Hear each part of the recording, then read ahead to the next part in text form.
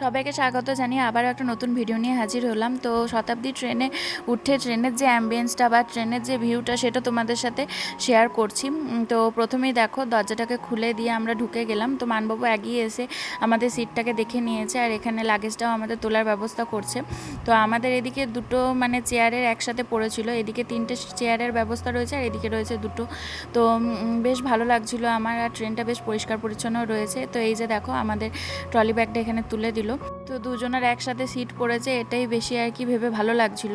তো হাওড়া পুরী শতাব্দী এক্সপ্রেসে চেপে পড়েছি।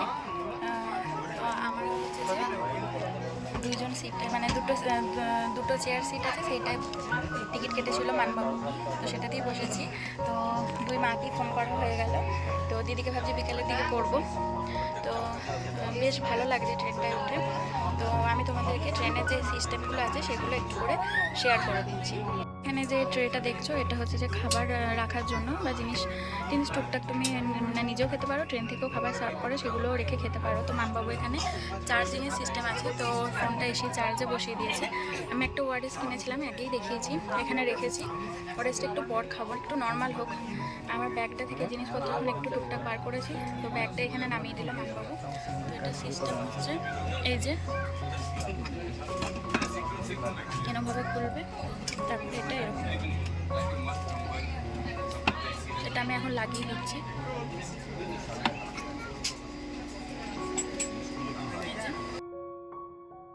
পেপার পড়ার জন্য বা বই পড়ার জন্য লাইটের সিস্টেম আছে, দুটো লাইটই আর কি চালানো যাবে। চার্জিংয়ের সিস্টেম তো তোমাদের দেখালামই, এবার দেখাই পা রাখার যে সিস্টেমটা। মানবাবু অলরেডি পা রেখে দিয়েছে, এটা ফ্লেক্সিবল, তোমরা নিজেদের মতো করে একটুখানি বাড়িয়ে কমিয়েও নিতে পারো।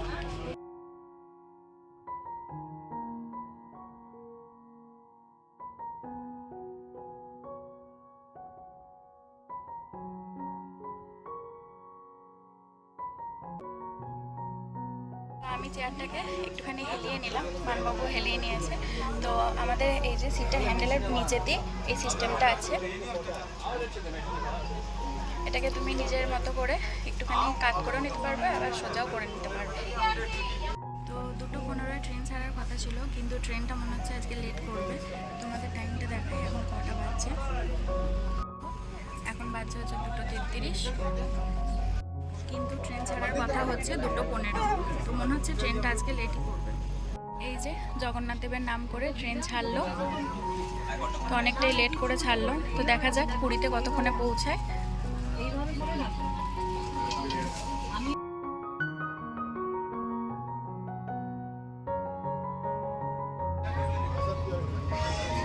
তো ট্রেনে ওঠার সঙ্গে সঙ্গেই কিছুক্ষণ পরই 500 ml একটা করে জলের বোতল দুজনকেই দিয়ে গেল, ওখানে সবাইকেই দিচ্ছে রেলওয়ে স্টাফ।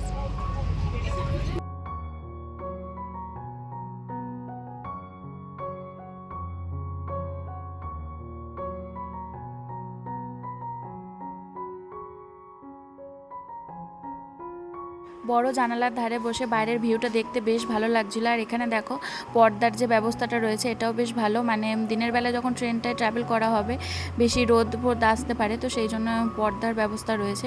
তো মানবাবু এখানে একটা নিউজ পেপার নিয়ে নিল, তো সবাইকে এখানে ট্রেনে নিউজ পেপার দিচ্ছিল। তার কিছুক্ষণ পর মানে ট্রেনে ওঠার ওই 1 থেকে 1.5 ঘন্টার মধ্যে এখানে স্ন্যাক্স দেওয়া হচ্ছিলো, মানে ইভিনিং স্ন্যাক্স আমরা এক কথায় যেটাকে বলি।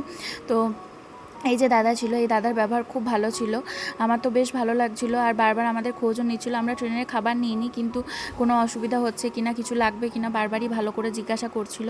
আর এখানে দেখো একটা বিশাল বড় নদী আমরা পার করছি। তো মানবাবুকে গুগলে দেখতে বললাম, তো ও যেটা বললো মহানদী। তো আমি ইনফরমেশনটা ঠিক কি ভুল আমি ঠিক জানি না, আর আমার এখন ঠিক খেয়ালও হচ্ছে না আদৌ মহানদী বলেছিল কিনা। তো যাই হোক, তোমাদের জানা থাকলে অবশ্যই কমেন্টে জানিও। আর একটা কথা বলে দিই, এখনও কিন্তু খড়গপুর স্টেশনে আমরা ঢুকিনি। তো খড়গপুর স্টেশন ঢোকার আগেরকার যে নদীটা, সেই নদীটার কথাই আমি বলছি। তো এখানে আমাদের স্ন্যাক্সের জন্য বেশ কিছু খাবার দাবার বার করে নিয়েছি, আর নিয়েছি এখানে 2 কাপ চা। তো আমি তো খাবার দাবার বিভিন্ন ধরনের স্ন্যাক্স এনেইছি বাড়ি থেকে, এখানে টিফিন নেবো না বলে, তো ভাবলাম শুধু চাটাই নেবো, মানবাবুকেও তাই বললাম। শুধু চাটা নিয়েছি, সেই জন্য গরম জল আর চায়ের প্যাকেট আর একটা করে কাঠের স্পুন দিয়ে গেল, কারণ চাটা খাবো, আর সাথে চিপস রয়েছে, বাউলি রয়েছে, এগুলো খাবো। তো এখানে দেখো সুগার পাউডার দিয়েছে, মিল্ক পাউডার দিয়েছে, আর দিয়েছে হচ্ছে যে টি ব্যাগ, আর দুটো গরম জলের কাপ দিল। তো মানবাবুই এখানে চাটা রেডি করবে। তো এই যে দেখো মানবাবু এখানে শেয়ার করে দিচ্ছে। তো এটার নাম হচ্ছে নোভা, আর ওটা হচ্ছে যে টি ব্যাগ। তো নোভাটা হচ্ছে যে মিল্ক পাউডার। তো দেখা যাক কেমন খেতে হয়। তো ট্রের ওপর দিয়েছে, খুব সুন্দর, মানে পরিপাটি, ছিমছাম, পরিষ্কার পরিচ্ছন্ন, এটাই দেখে ভালো লাগছিলো। তো এটা আমরা আলাদা করে কিনলাম ট্রেন থেকে।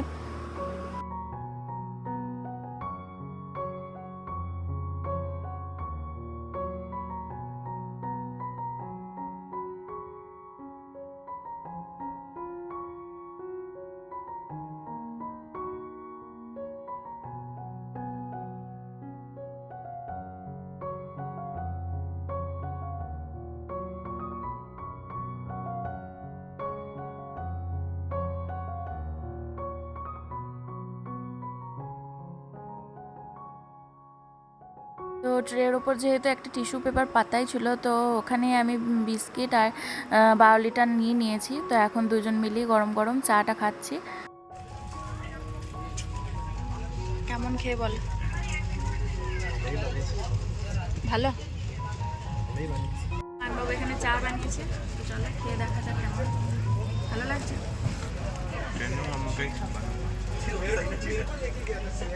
ট্রেনে তোমাকে চা বানাতে না হচ্ছে, ওখানে তো আমি বানিয়ে খাওয়াই, এখানে রেডিমেড বানাচ্ছ।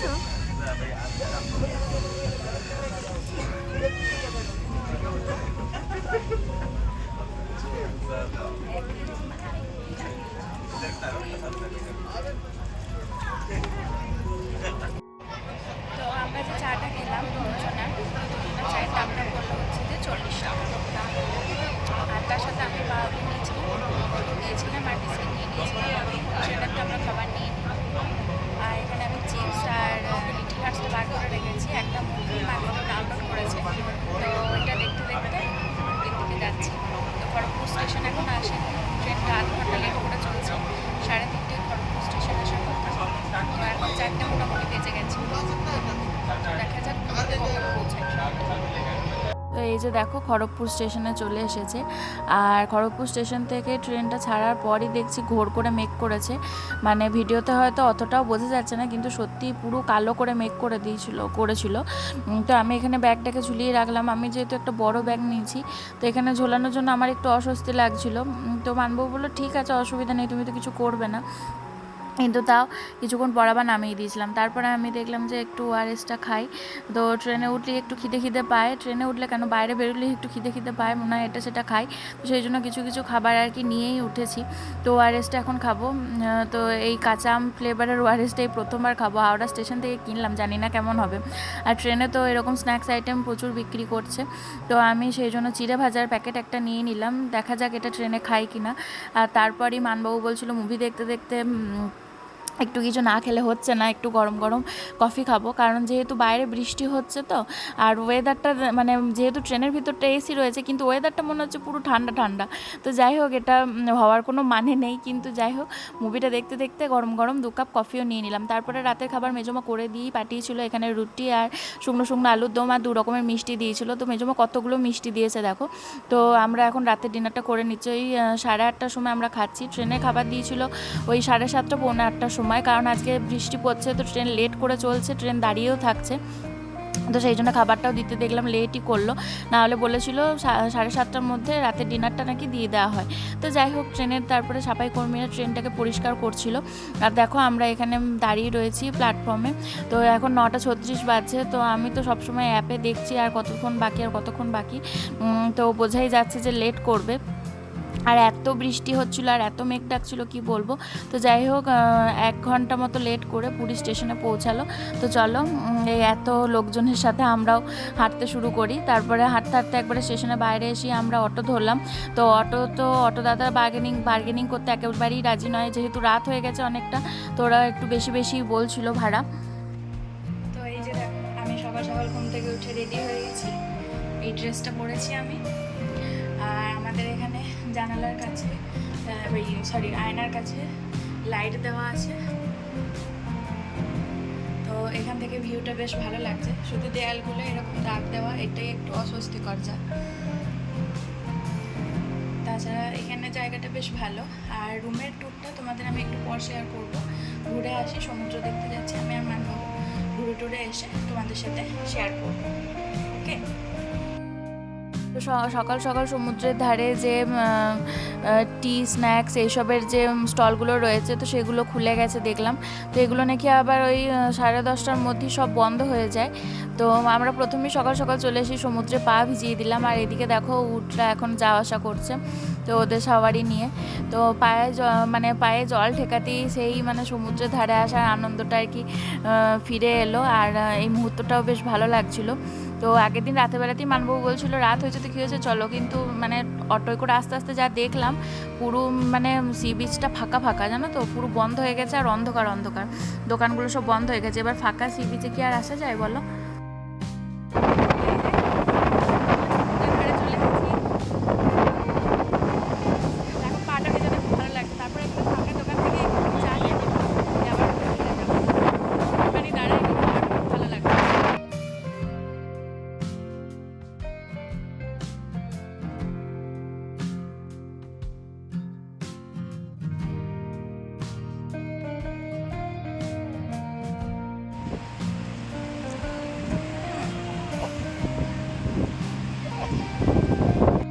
এখানে দেখো খুব সুন্দর শিব ঠাকুরের স্যান্ড আর্ট বানানো হয়েছে। তো যে দাদা এই স্যান্ড আর্টটা করেছে তো ওই দাদাই বললো যে দাও আমি তোমাদের ছবি তুলে দিচ্ছি। তো আমাদের দুজনের একসাথে ছবিও তুলে দিল।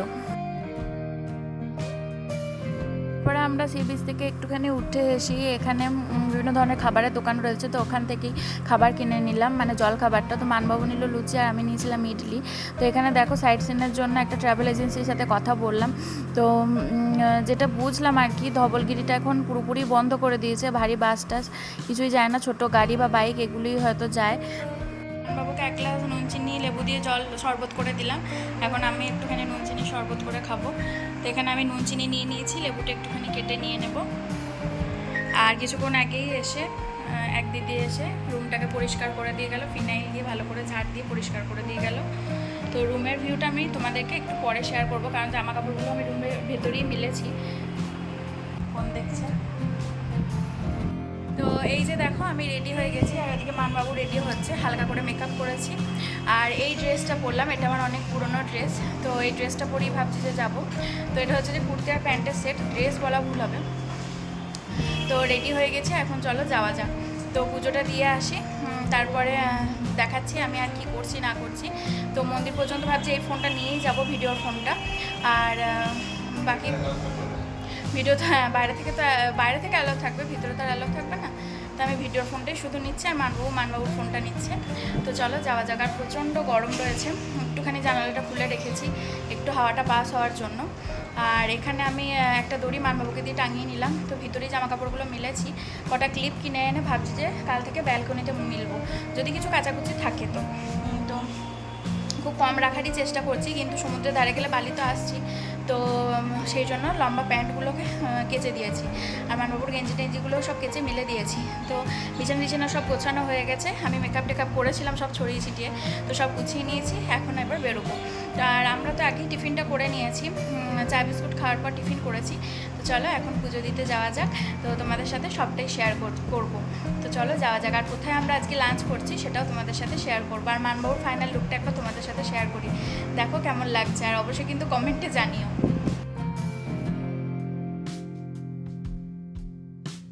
তো আমাদের হোটেল থেকে মন্দিরের দূরত্ব হাঁটা পথে বলতে পারো 15 মিনিট। তো যেহেতু প্রথমবার আর কি যাচ্ছি, আর দিনের বেলা খুব রোদ গরম ছিল, তো সেই জন্য এদিক ওদিক খুঁজে পেতে একটা টোটো করতেই হলো। কিন্তু এত যে ভাড়া বলছিল একটুখানি সামান্য মন্দির যাওয়ার জন্য, এটা কি বলবো, অস্বাভাবিক ভাড়া বলছিল। আমি মানবাবুকে বললাম যে এখন আসছি ঠিক আছে, কিন্তু যাওয়ার সময় কিন্তু আমরা হেঁটে হেঁটেই যাবো, রাস্তা তুমি ম্যাপ দেখে দেখে বার করে নেবে।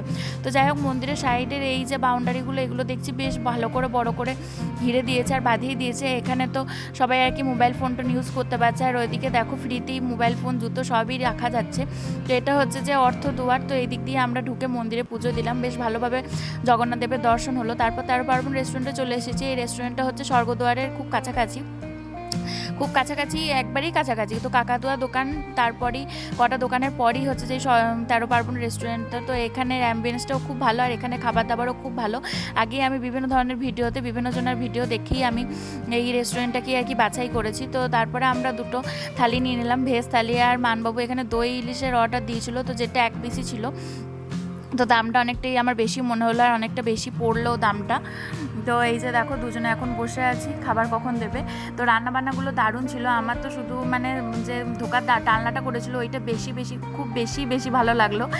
তো যাই হোক, খাবার দাবারের কোয়ালিটিও খুব ভালো, কিন্তু ভাতের পরিমাণটা খুব কম। মানে একজন প্রাপ্তবয়স্কর জন্য ভাতের পরিমাণটা একটু কমই লাগলো। আর দই ইলিশের টেস্টটাও বেশ ভালো লাগলো, আর ইলিশটা বেশ ভালো লাগছিলো খেতে। তো চলো আমরা এখন দুজন মিলে লাঞ্চটা সেরে নিই।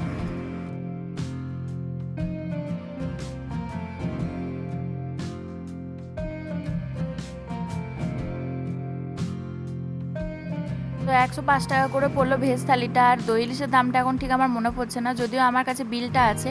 তো এখন আমার হাতের কাছে বিলটা নেই বলে তোমাদের সাথে শেয়ার করতে পারলাম না। তবে তোমরা অবশ্যই কিন্তু পুরীতে গেলে 13 পার্বণ রেস্টুরেন্টে বাঙালি খাবার দাবার, বিভিন্ন ধরনের চাইনিজ খাবার এইসবের জন্য যেতে পারো। তো এখনকার মতো ভিডিওটাকে এন্ড করছি, এখনকার মতো বাই।